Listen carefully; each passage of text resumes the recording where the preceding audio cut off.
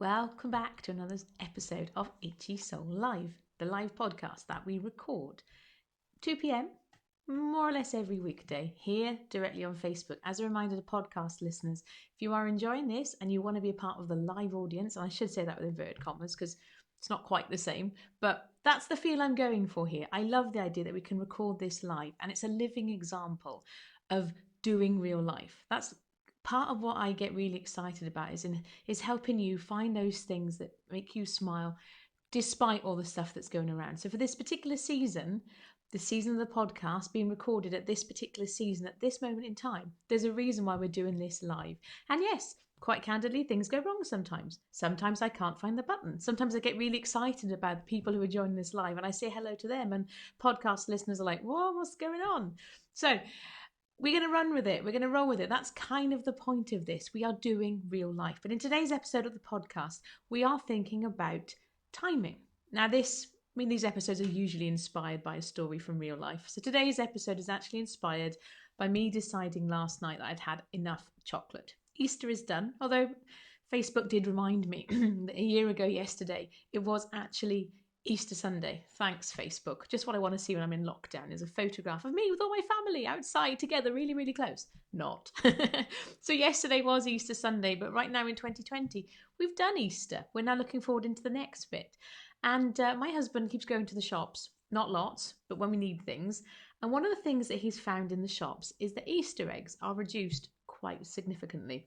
And those of you who know my husband know that he does like a bargain. So I woke up, I think it was 2 mornings ago. He'd come home late from work because he works shifts. He came home late from work and he'd called off a few bits and pieces that we needed on the way home. It's a really good time to go because it's really quiet, which means social distancing is not a problem. He also gets lots and lots of bargains. So I came downstairs the following day to, I'm not even exaggerating, 3 massive, great big Bourneville chocolate orange Easter eggs, and then a set of 3, all vegan, all yummy.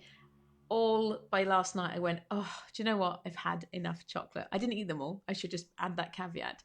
But I got to the point where I was like, do you know what?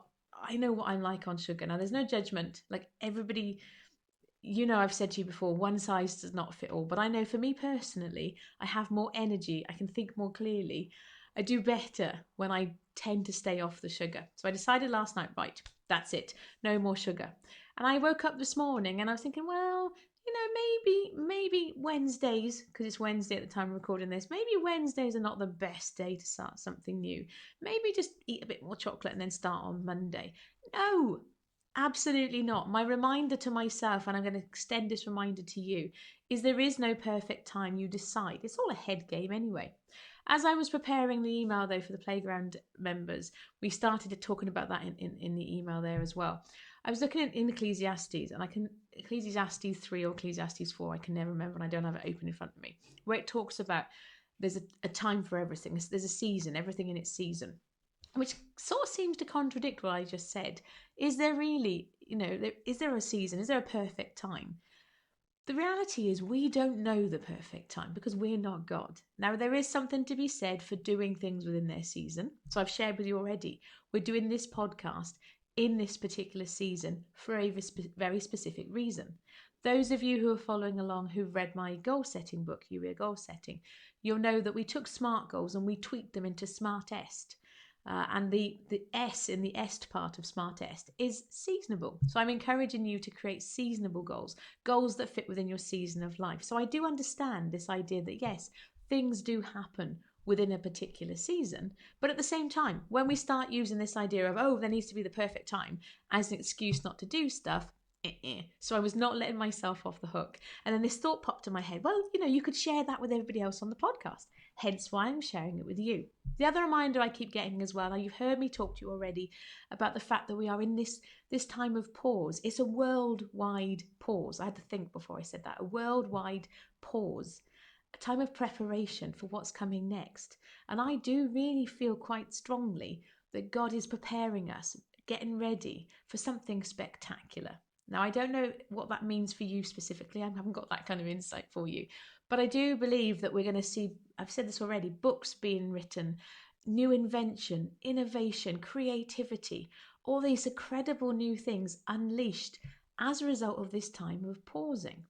And so I want to remind you as well that you can be using this time of pause to get ready for that. So there is no perfect time, it's all a head game. So I want to remind you, if you're going to get those niggles, if you're hearing those niggles, stop waiting for the perfect time. Right now could be just the moment that you need to start poking at those ideas. Now, sometimes we can sit with these ideas and we can say to God, because I've been playing quite a lot with this idea of actually asking God very direct questions. So, what about this? And then just sitting. Now, those of you who know me even just a little bit will know that me sitting quietly is not something that comes naturally to me, but I'm getting better at it. And it tends to be early in the morning with a cup of coffee and my notebook. And giving God that space to have a part in the conversation. Conversation is a two-way thing at the end of the day. It's not a monologue. It's not me going God and then reeling off a list of things. Okay, do this, please do that. What about this? What about that? These are a two-way thing. So I want to encourage you to spend some time thinking. Now, you haven't got to do it at your desk. I've reminded you before, and I've said it already even in this episode, one size does not fit all. So the way that works for one person, like I already just said, I like to sit with my coffee and my notebook. The sun is shining right down now today. If you're a person who likes to be outside, who doesn't, but I'm just saying, if you're somebody though who maybe you feel that connection with God all the more strongly when you're outside, I know that depending upon where in the world you're living, there are different rules around how much outside you're allowed right now. I can only speak for here in the UK. You are allowed your daily mandated, your government mandated daily exercise. Why not use that time to say, okay, God, share with me what's on your heart for me in this next season, and then see what comes up. Because I do believe it's a time of preparation. I do believe it's a time of getting ready. And like how we started this episode, there isn't really a perfect time. You can decide any day, every day, that you're going to grasp onto whatever that thing is that God is laying on your heart to play with and run with it. And sometimes if you sit quietly and you'll get some really concrete ideas, other times it's a case of pushing at doors. And I shared this with you. If you've been listening to the episodes earlier in the week, I shared with you the story of how the new home for the playground came about. I'm a complete tech geek, and as a result of me going down the rabbit hole, what other people would describe as a rabbit hole, but for me it was really fun. We'll try this, or that didn't quite work. Let's try this, let's try that. That niggly pushing the doors fiddling piece, it led to the dream perfect home for the playground, and also that really exciting button that allows you to pay what you want. If you heard on Monday, you'd have heard me already get really excited about that. Honestly, I've been praying about that for ages. It's been really bugging me. I'm just saying. My point is this. Sometimes you're going to get a much more specific, direct answer. You're going to ask God a question and you'll hear an answer in your head. Other times you're going to have to poke at it and experiment a little bit. And how you hear from God will change from person to person. And also it can change within the context of what you're needing as well. But unless you decide, right, okay, I have decided now is the time I'm going to be listening for those niggles and do that thing. Unless you decide, you won't actually ever get there. So I want to encourage you and remind you today as I bring this to a close, there is no perfect time. I know in Ecclesiastes it talks about seasons, and yes, we want to be seasonable, but the idea of a perfect time, when it's causing you to procrastinate and causing you to drag your heels, forget about it. So someone new, forget about it.